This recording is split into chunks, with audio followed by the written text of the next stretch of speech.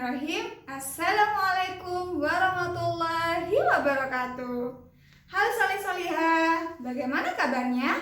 Ibu guru harap kabarnya baik-baik saja ya. Semoga kita senantiasa dalam lindungan Allah Subhanahu wa Ta'ala. Oke solih-solihah, sebelum kita masuk ke materi pelajaran kali ini, alangkah lebih baiknya kalau kita berdoa terlebih dahulu ya, agar materi kali ini bisa diterima dengan mudah. Oke. Sikap berdoa. Tangan di depan dada. Kepala ditundukkan. Berdoa mulai. Bismillahirrahmanirrahim. Rabbi zidni ilma warzuqni fahma. Amin. Berdoa selesai. Nah, salih-salihah, sebelum kita masuk ke materi, Ibu Guru ada sesuatu ya, ingin membacakan sesuatu. Tolong diperhatikan dengan baik-baik ya. Ayo, gotong royong. Ayo kawan, kita gotong royong. Pekerjaan berat menjadi ringan. Pekerjaan sulit menjadi mudah. 1, 2, dan 3. Ayo kita bersama-sama. Ayo bersihkan sekolah kita. Ayo kawan, janganlah malas. Jangan cemaskan peluh. Tak perlu takut lelah. Asal senang dan gembira, seluruh lelah akan hilang. Lingkungan bersih, rapi tertata.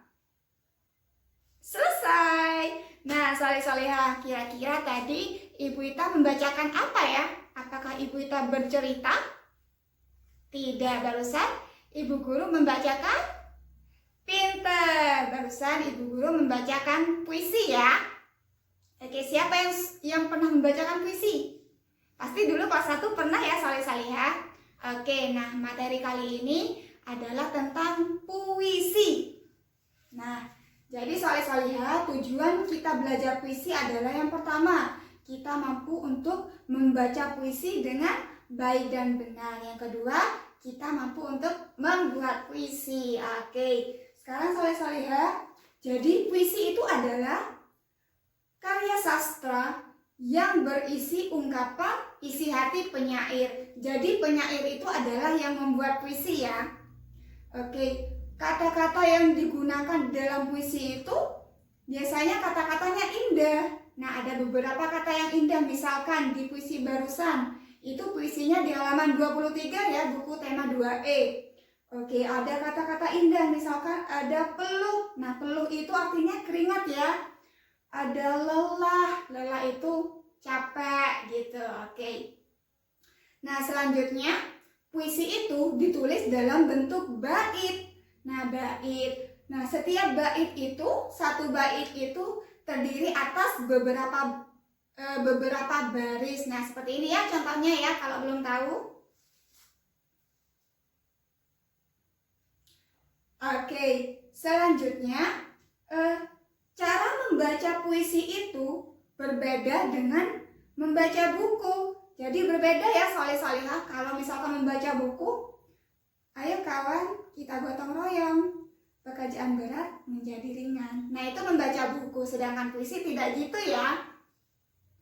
Nah, soleh-solehah, membaca puisi itu ada aturannya. Jadi ada beberapa yang perlu diperhatikan dalam membaca puisi. Yang pertama, dalam membaca puisi yang perlu diperhatikan itu adalah ekspresi. Nah, ekspresi itu adalah mimik wajah ya. Mimik wajah itu adalah raut wajah kita.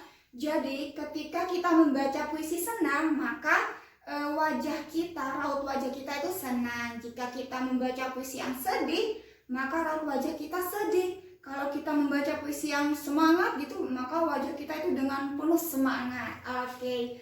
Selanjutnya yang kedua, dalam membaca puisi itu yang perlu diperhatikan adalah artikulasi atau lafal.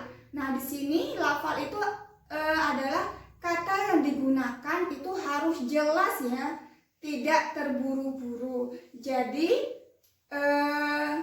ada jeda saat membaca sehingga makna kata yang dikatakan itu dapat dipahami ya salih-salihah. Jadi harus ada jeda, misalkan ayo kawan kita gotong royong. Nah, itu ada jeda ya gitu.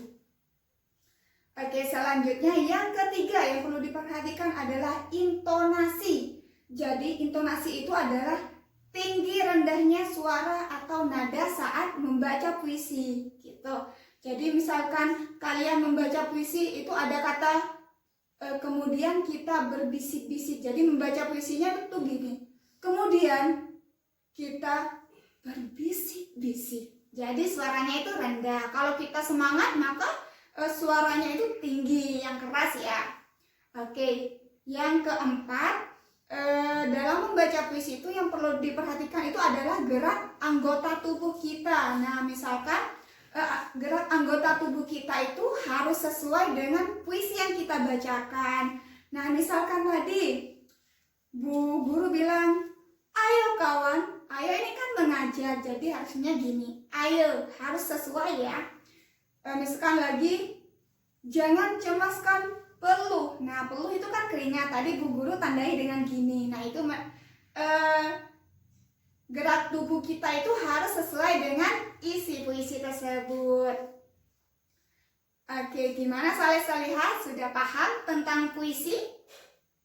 Insya Allah sudah paham ya. Nah, tadi salih-salihah Ibu Guru membacakan puisi tentang gotong royong. Gotong royong itu artinya kita harus saling membantu ya, membantu. Nah, saling membantu itu sangat dianjurkan dalam agama kita, agama Islam. Nah, di sini dari Abu Hurairah dia berkata, Rasulullah bersabda, barang siapa yang membantu seorang muslim dalam suatu kesusahan di dunia, maka Allah akan menolongnya dan dari kesusahan di hari kiamat.